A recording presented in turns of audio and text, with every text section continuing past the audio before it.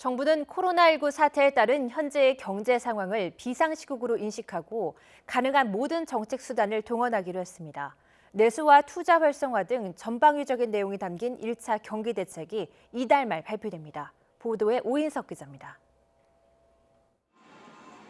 코로나19 사태에 따른 경제적 파급 영향과 소상공인 등의 피해가 늘면서 정부의 긴장감도 한층 높아지고 있습니다. 특히 코로나19 사태가 우리 경제와 중국 경제 밀접도가 사스나 메르스 때보다 훨씬 커진 상황에서 발생해 더 큰 충격을 줄 것으로 우려되고 있습니다. 연초 회복 흐름을 보이던 생산과 내수 수출은 2월 들어 감소세로 바뀌었습니다. 최근 국제신용평가사인 무디스는 중국발 경제 충격이 주변 국가로 확산하면서 우리 경제 성장률을 0.2%포인트 낮출 것으로 전망했습니다. 정부는 현 경제 상황을 비상시국으로 인식하고 가용한 모든 정책 수단을 동원하기로 했습니다. 먼저 이달 말까지 투자와 소비 활성화 등 전방위적인 1차 종합 경기 대책이 발표됩니다.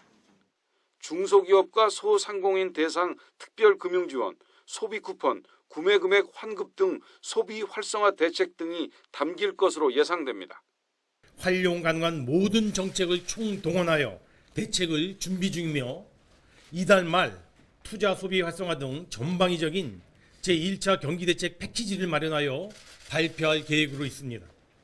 이에 앞서 정부는 이번 주에 수출 지원 대책을 마련하기로 했습니다. 피해 수출 기업의 긴급 유동성을 공급하고 원부자재 수급외로 기업의 통관 물류 신속 지원 방안 등이 담길 것으로 보입니다. 정부는 지역 경제의 부정적 파급 영향을 최소화하기 위해 지방 재정의 60%인 137조 원을 상반기에 집행하기로 했습니다. 또 방역 예방 등을 위해 지자체 예산 1,000억 원도 추가 집행하기로 했습니다.